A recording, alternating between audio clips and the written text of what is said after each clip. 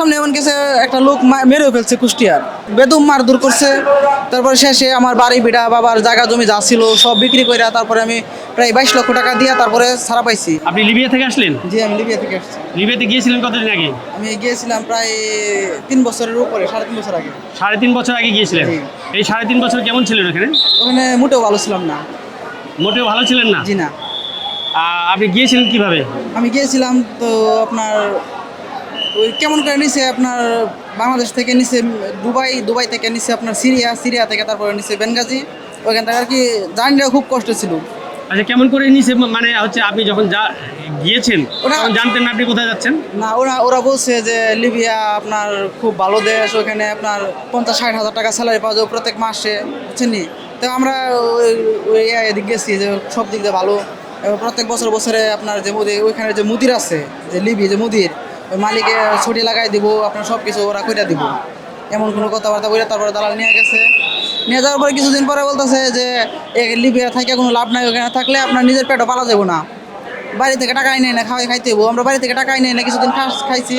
তারপরে বলছে ওরা একটু জোর জবরদস্তি করে বলছে যে টাকা পয়সা রেডি করো, আপনারা তোমাদের ইতালি পাঠাই দেবো। পরে ওনারা ইতালি পাঠাই দিছে, সাগরপথ থেকে আবার দইরা ওরা নিয়ে এসেছি। মানে আপনি কি ইতালি যাওয়ার জন্য চেষ্টা করেছিলেন? আমি ওরা জোর করে পাঠাইছে। কয়বার চেষ্টা করেছিলেন? একবারই পর্যন্ত গিয়েছিলেন? আমি প্রায় অল্প কিছুক্ষণ যাওয়ার পরে আবার ওরা বুট ব্যাগ নিয়ে আসছে। সমুদ্রে বোট যাওয়ার পর আবার বোট ব্যাক করে নিয়ে আসছে? নিয়ে আসার পরে ওরা আবার মনে করেন যে আমাদেরকে বিক্রি করে দিছে। কাদের কাছে বিক্রি করছে? বিক্রি করে দিছে আপনার ওই যে মাফিয়ার ওখানে বাঙালি মাফিয়া, ওই মাফিয়ার কাছে বিক্রি করে দিছে। মানে মূলত মাফিয়া কোন দেশে এখানকার? ওখানে মূলত মাফিয়া বাঙালিদেশের সাথে অন্য কোনো দেশই নেই? অন্য দেশে ওরা যে লিবি যারা আছে ওরা শুধু আপনার কিনা একখান থেকে বাঙালির কাছে দেয়, বাঙালি ওর মাধ্যমে কিনায়। ওরা হচ্ছে লিবি যে ওরা হচ্ছে মাধ্যম, আর সমস্ত কিছু বাঙালি ওখানে। আপনার মতে যারা কেনাবেচা করে এরা সবাই বাঙালি? সবাই বাঙালি। এমন কিছু আমি নিজেও এই আর কি ভুক্তভোগী। আমি অনেক নির্যাতিত হয়েছি ওখানে। আপনাকে ধরে নিয়ে কয়দিন আটকে রাখছিল? আমার প্রায় 3.5 মাস আটকে রাখছিল। 3.5 মাস আটকে রাখছিল? বেদম মারধর করছে।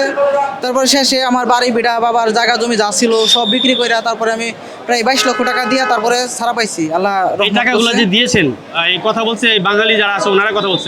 ওনারা প্রতিদিন সকালে আপনার রাত যখন 2টা বাজতো তখন আইসা একবার পিটাইতো, আপনার সকাল ফজর আজান সময় ওখানে এই সময় আবার পিটাইতো, দুপুরে মানে দৈনিক 4 বেলা পিটাইতো। ওরা টাকাগুলো কিভাবে নিয়েছে?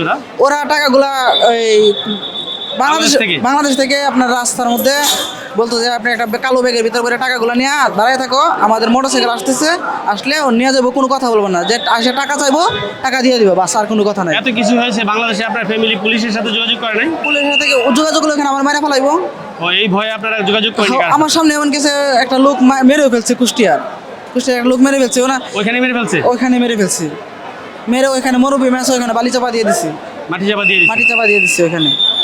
আচ্ছা, আপনি যে আজকে এখানে আসলেন, আপনার ফ্যামিলি কেউ আসছে এখানে? আমার ফ্যামিলি কেউ আসে নাই। আমার ফ্যামিলি ওরা বাড়ির আম্মা আছে, আম্মা অসুস্থ। আমি এখন ইনশাআল্লাহ এখান থেকে বের হয়ে তারপরে আমি বাড়ি। আপনার ফ্যামিলি কেউ জানে না যে আপনি আসছেন? না, ওরা জানে না বলতে আমি কালকে একটু যোগাযোগ করছিলাম, যখন বাংলাদেশে আইওএম ওইখান থেকে নেটওয়ার্ক দিছিল, ওরা দেওয়ার পরে ওখান থেকে যোগাযোগ করার পরে তারপরে মনে করেন যে বাড়িতে বলছি যে আমি আসতেছি, তো বাংলাদেশ এম্বাসির মাধ্যমে আমাদেরকে দেশে প্রেরণ করা হইতেছে, তো আমি দেশে আসছি। আচ্ছা, ধন্যবাদ আপনাকে সুস্থভাবে সফলভাবে দেশে আসার জন্য। ইনশাআল্লাহ পরবর্তীতে আবার বিদেশে যেতে হলে, প্রবাসে যেতে হলে অবশ্যই সচেতন হবেন, জানতে চেষ্টা করবেন কোন দেশে যাচ্ছেন, কি ভিসায় যাচ্ছেন, সব কিছু যাচাই বাছাই করে তারপর বিদেশে যাবেন এবং সুস্থভাবে ভালোভাবে প্রবাস জীবন করবেন। ঠিক আছে? ইনশাআল্লাহ। ধন্যবাদ, ভালো থাকবেন। আসসালামু আলাইকুম। ওয়ালাইকুম আসসালাম।